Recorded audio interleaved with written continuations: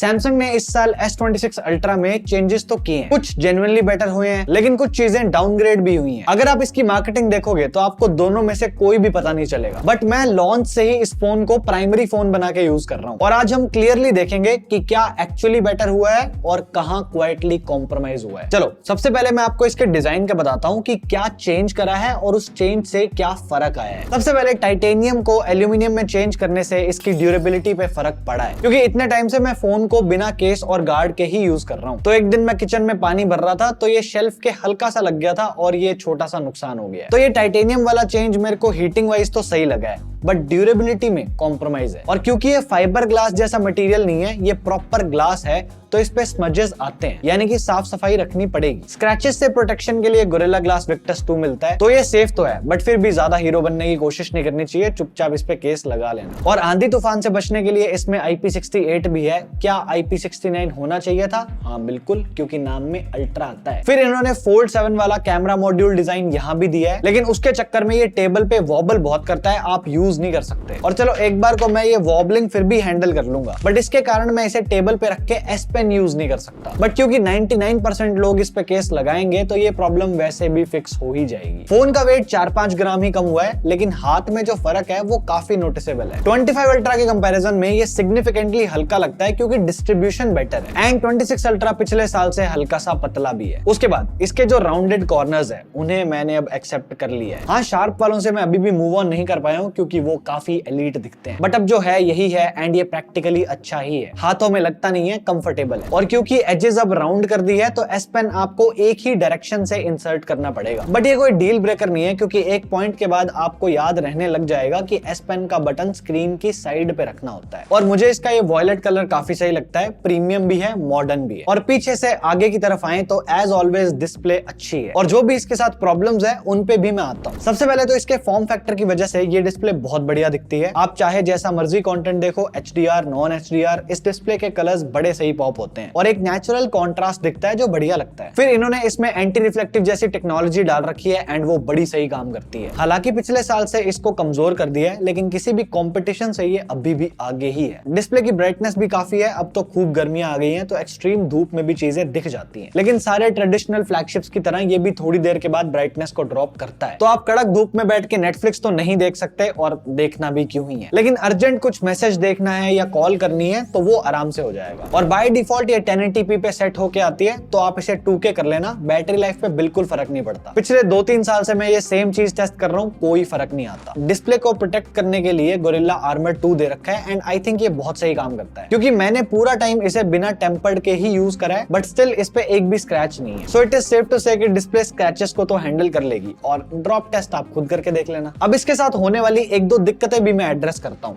जो इसकी privacy display है वो एक बहुत अच्छी इनोवेशन है। आप इसके इफेक्ट को प्राइवेसी स्क्रीन गार्ड से रिक्रिएट नहीं कर सकते, और आपसे ये कोई नहीं कह रहा कि आपको इसे सारे दिन ऑन रखना है, क्योंकि रेजोल्यूशन पे भारी फर्क पड़ता है। ब्राइटनेस भी आधी हो जाएगी क्योंकि पिक्सल्स ऑफ हो जाते हैं, इसलिए कंडीशनल रखो। बैंकिंग एप्स खुलेगी या फिर आप कोई पिन डालोगे तो ऑन होगी, वरना ऑफ रहेगी। बस इसकी मेरे को एक कमी लगती है कि इसमें एक मैक्स मोड आता है और उससे कॉन्ट्रास्ट बिल्कुल ही ड्रॉप हो जाता है। लेकिन इसके लिए भी कंडीशनल सेटिंग्स में अलग से एक ऑप्शन होना चाहिए, जैसे व्हाट्सएप में नॉर्मली ऑन होगी और बैंकिंग एप्स में मैक्स मोड पे प्राइवेसी ऑन हो जाएगी। ऐसा कुछ अभी डायरेक्टली तो नहीं है, लेकिन आप चाहो तो बिक्सबी रूटीन से ये चीजें कर सकते हो। जैसे मैंने करा हुआ है कि जब मैं HDFC की ऐप खोलूं तो प्राइवेसी डिस्प्ले मैक्सिमम मोड पे ऑन हो जाए। नेक्स्ट, जो इसके साथ 10 बिट डिस्प्ले वाली कंट्रोवर्सी हुई थी, उसके हिसाब से इसमें डिस्प्ले तो 8 बिट ही है, लेकिन ये 10 बिट वाले कलर्स को रेप्लिकेट कर सकती है। यानी कि डिस्प्ले है तो 25 अल्ट्रा वाली, लेकिन उससे हल्की बेटर। इसको चेक करने के लिए ये वही कोस्टा रिका वाली वीडियो है जिसको हमने 4K HDR में प्ले करा हुआ है। और अगर आप 25 अल्ट्रा में देखोगे तो उसमें आपको साइड्स में बैंडिंग दिख जाएगी, जबकि 26 अल्ट्रा में ऐसा नहीं हो रहा। तो पॉइंट ये है कि वो मार्केटिंग करने में इन्होंने ब्लंडर तो किया था, बट फर्क तो है। But at the end of the day 8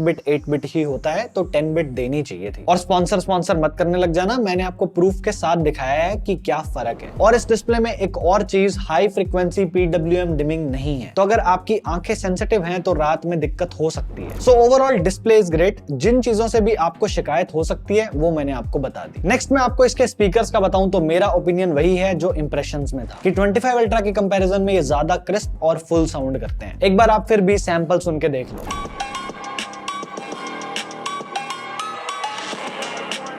Dolby Atmos का सपोर्ट है और कस्टम EQ भी मिलता है, तो आप अपने हिसाब से साउंड ट्यून कर सकते हो। बस इस स्पीकर की पोजीशन सही जगह पे नहीं है, गेमिंग के टाइम पे ये ब्लॉक होता है, तो इसे ऊपर होना चाहिए था। खैर, अब हम परफॉर्मेंस पे चलते हैं और यहाँ जो भी बेस्ट पॉसिबल हार्डवेयर है वो सारा मिलता है, कोई कमी नहीं। और ये फोन उस परफॉर्मेंस को डिलीवर भी करता है, इसलिए मैं बेंचमार्क्स वगैरह में जा ही नहीं रहा। ये सब आपने इंप्रेशंस वाली वीडियोस में ऑलरेडी देख रखा है, फिर भी अगर आप इंटरेस्टेड हो तो मैं स्क्रीनशॉट डाल देता हूँ। एक बार इस सब को छोड़ो, मैं आपको 25 अल्ट्रा के कंपैरिजन में प्रैक्टिकल चेंजेस बताता हूँ। और ये मेरे केस में पर्सनल है, क्योंकि सबका 25 अल्ट्रा बड़ा अलग बिहेव करता है। जैसे सबसे बड़ा चेंज ये है कि 25 अल्ट्रा कभी भी वार्म हो जाता है। हाथ में उठा के एक ऐप खोली नहीं कि ये वार्म हो जाएगा, बट फिर बाद में अपने आप सही भी हो जाता है। बट एक बार तो गर्मी आती ही है और ये शुरू से ऐसा ही है, बट इसके साथ मुझे ऐसा फील नहीं हुआ। अब मैं ये नहीं कह रहा कि 26 अल्ट्रा वार्म नहीं होता, ऑफ कोर्स होता है, लेकिन पुराने वाले अल्ट्रा से कम होता है। ये एक चेंज बड़ा ही सही हुआ है, क्योंकि कूलिंग बेटर है और एल्यूमिनियम है तो ठंडक भी बनी रहती है। इसलिए आप इसमें कुछ भी करो, ये अटकेगा नहीं। आपका एक्सपीरियंस थ्रू आउट स्मूथ रहने वाला है, क्योंकि One UI भी फिर अपना काम करता है। ये तो हुई आम लोगों की बात।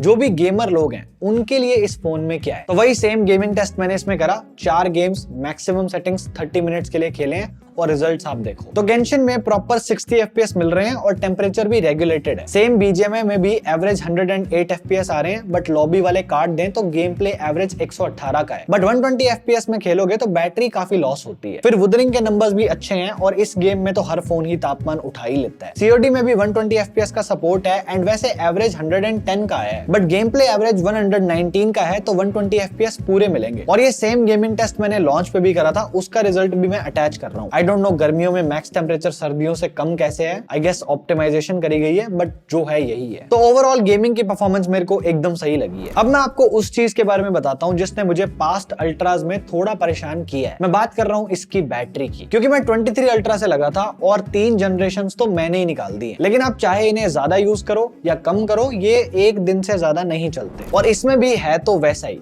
लेकिन वैसा नहीं है। मतलब मैं समझाता हूँ। देखो, अल्ट्रास के साथ फंडा क्या है कि इनका स्टैंड बाय ड्रेन ज्यादा होता है और इसका रीजन मुझे आज तक समझ नहीं आया। कोई कहता है डुअल सिम इसका रीजन है, कोई कहता है व्हाट्सएप है और कोई कहता है कि शुरू वाले यूनिट्स में होता ही है। एग्जैक्ट किसी को नहीं मालूम। इसमें से डुअल सिम वाला तो वैलिड नहीं है, क्योंकि कुछ दिन मैं सिंगल सिम पे भी था। सो मुद्दे की बात बस ये है कि चलता ये एक दिन ही। अब SOT के स्क्रीनशॉट्स दिखाने से पहले आप कंडीशंस भी सुन लो। मेरी डिस्प्ले हमेशा QHD+ पे रहती है और AOD हमेशा ऑफ रहता है और मैं मोस्टली वाईफाई में होता हूँ। बस दिन के 4-5 घंटे 5G होता है और मेरा फोन दिन में लाइट मोड पे होता है और रात को डार्क पे। ये थी कंडीशंस। अब आप रिजल्ट्स देखो। मेरे पास टोटल 28 दिन का डेटा है और ये सारा मैं ड्राइव पे डाल दूंगा। इस 28 दिन के डेटा में किसी में SOT 4 घंटे है, 5 भी है, 6 भी है और 8 भी है। आप फोकस करो सेशन टाइम पे और वो आपको मोस्टली 20-25 घंटे का ही मिलेगा। क्योंकि कंटेंट देखते हो तो आप इसको लंबा चला सकते हो, जैसे ये 8 घंटे वाला स्क्रीनशॉट है। उसके अलावा आप अलग अलग स्क्रीनशॉट्स देख लो, उनमें एप्स का यूसेज देख लो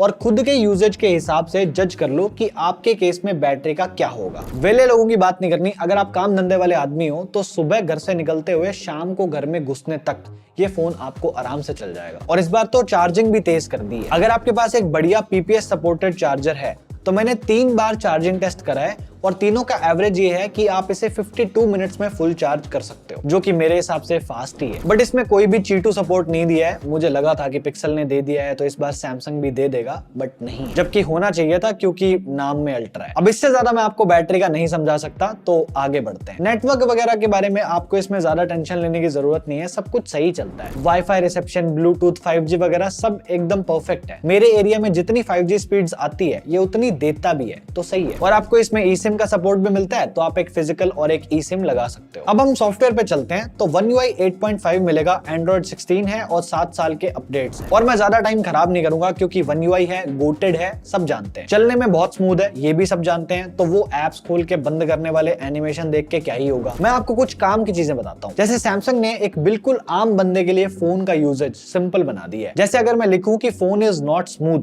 तो मोशन स्मूथनेस वाली सेटिंग सामने ही शो कर रहा है। या फिर मैं लिखूं कि माई आईज हर्ट, तो ये आई कंफर्ट शील्ड यहीं से ऑन हो जाएगा। या फिर अगर मैं सर्च करूं कार्ड बेनिफिट्स, तो मैंने एक क्रेडिट कार्ड के बेनिफिट्स का स्क्रीनशॉट लिया था, वो आ जाएगा। ऐसे ही आप कोई भी स्क्रीनशॉट आराम से ढूंढ सकते हो। एंड अब तो क्विक शेयर भी एप्पल डिवाइसेस के साथ भी काम करता है, यानी आप इससे अपने आईफोन में फाइल्स एयर ड्रॉप कर सकते हो एंड रिसीव भी कर सकते हो। एंड ये वो प्रैक्टिकल फीचर्स हैं जो काम आते हैं। जैसे वो कुछ रील्स होती है ना जिसमें बैकग्राउंड म्यूजिक बड़ा हाई होता है और कुछ सुनाई नहीं देता, उनमें ऑडियो इरेजर सही काम आता है। मैं आपको एक सैंपल भी दिखा देता हूँ।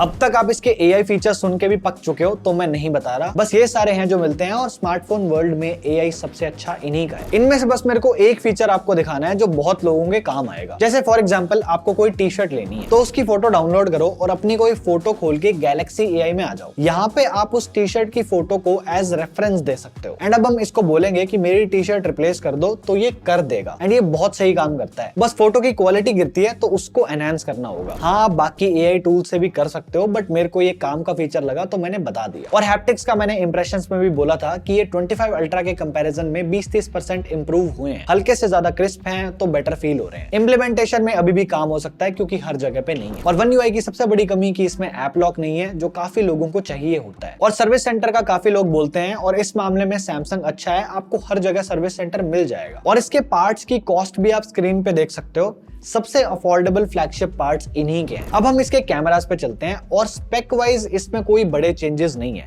लेकिन बहुत बड़े बड़े चेंजेस हैं और सारे अच्छे तो नहीं है। जैसे मेन कैमरा का अपर्चर बड़ा कर दिया है, जो कि एक अच्छा चेंज है, लेकिन 3x टेलीफोटो का सेंसर साइज छोटा हो चुका है और अब ये सेम उसी साइज का है जितना S26 बेस मॉडल में है एंड ये न्यूज डिसअपॉइंटिंग है। और ये सेंसर 10 मेगापिक्सल का है, लेकिन आउटपुट इससे 12 मेगापिक्सल का आता है क्योंकि अपस्केल्ड है। हार्डवेयर बढ़ा लेंगे तो अच्छा होगा। 5x का अपर्चर भी बढ़ाया गया है, अब ये f2.9 है, पहले 3.4 था, लेकिन इसे पेरिस्कोप कैमरा से चेंज करके ट्रेडिशनल A-लोब सेंसर बना दिया है, जिससे मिनिमम फोकसिंग डिस्टेंस अब 52 सेंटीमीटर हो गया है, जो पहले 26 सेंटीमीटर हुआ करता था। सेल्फी कैमरा पहले से थोड़ा सा वाइड हुआ है, पहले 25 mm था, अब 23 है। अब आप अपग्रेड डाउनग्रेड समझ चुके हो, तो फोटोज पे आते हैं। मेन कैमरा की बात करूं तो एक लाइन में बता सकता हूं कि ये कैमरा कंसिस्टेंटली अच्छी फोटोज लेता है। मतलब एक कैमरा के जो फंडामेंटल्स हैं वो सब यहाँ मिलेंगे। जैसे डायनेमिक रेंज स्ट्रॉन्ग है, मतलब टफ लाइटिंग में भी अंदर डार्क बाहर ब्राइट ये मैनेज कर लेगा। HDR परफॉर्मेंस मोस्टली सही है, बस एक दो जगह थोड़ा मेसअप हुआ है। बाकी कलर्स भी टिपिकल सैमसंग वाले हैं, थोड़े वाइब्रेंट और प्लीजिंग। कभी कभी वार्म टोन्स थोड़े ज्यादा पुश हो जाते हैं, but overall social media ready output मिलता है। अल्ट्रा वाइड का बताऊं तो फील्ड ऑफ व्यू तो वाइड है और कलर टेम्परेचर भी मेन कैमरा से एकदम सही मैच करता है, बट एजेस पे सॉफ्टनेस है और थोड़ा बहुत डिस्टॉर्शन तो आता है। इसकी डायनेमिक रेंज भी 95% सही आती है, कभी कभार बस इधर उधर हो सकता है। जूम की बात करें तो 3x में फोटोज अच्छी हैं in terms of colours, but थोड़ा एक्स्ट्रा जूम करते ही पिक्सेलेटेड फील होती है क्योंकि 10 मेगापिक्सल का ही सेंसर है, तो शार्पनेस इतनी अच्छी है नहीं। इसके कंपैरिजन में 5x की क्लैरिटी और शार्पनेस बेटर है क्योंकि ये 50 मेगापिक्सल का है। और सेम चीज पोर्ट्रेट फोटोज में भी फील होती है।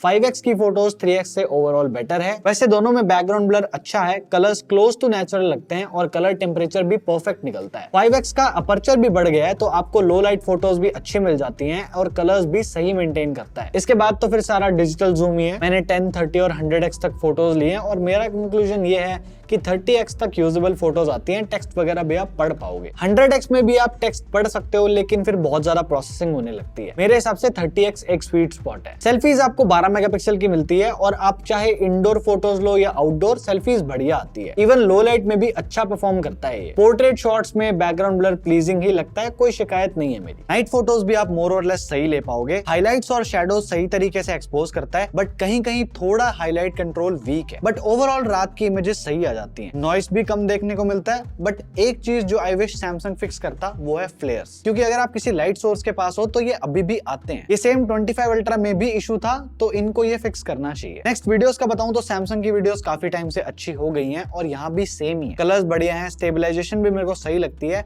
और आप बैक और फ्रंट दोनों से 4K 60 FPS वीडियोस रिकॉर्ड कर सकते हो, बट वो YouTube पे सही से दिखाने के लिए उसको स्लो करना पड़ता है, इसलिए मैं आपको 4K 30 में दिखा रहा हूँ। फोकस वगैरह सब कुछ ही अच्छा है, मतलब आईफोन्स के बाद इसका रिजल्ट सेकंड बेस्ट है। APV लॉक का फीचर भी है और ये काम बहुत बढ़िया करता है, लेकिन सब लोग यूज नहीं करेंगे क्योंकि फाइल साइज काफी हाई चला जाता है, बट फीचर अच्छा है। ओवरऑल इस फोन का कंक्लूजन दूं तो अगर आप 23, 24 अल्ट्रा पे भी हो ना, तो भी अपग्रेड मत करना, आप एक आधा साल और चलाओ, क्योंकि एक अल्ट्रा आएगा जिसमें सारा कुछ ही फिक्स हो जाएगा, जैसा फोल्ड 7 में करा है। तब तक के लिए this is the best Samsung experience जो आप ले सकते हो। और चाहो तो पुराना S25 अल्ट्रा भी ले लो, आपको 90% एक्सपीरियंस मिल ही जाएगा। बाकी मैंने तो आपको सब बता दिया है, आगे आपकी जेब के ऊपर है। मेरा आज का हो गया। This is it from my side. Thank you so much for watching. I am Divanshu and I am on leave till the next one. Bye bye.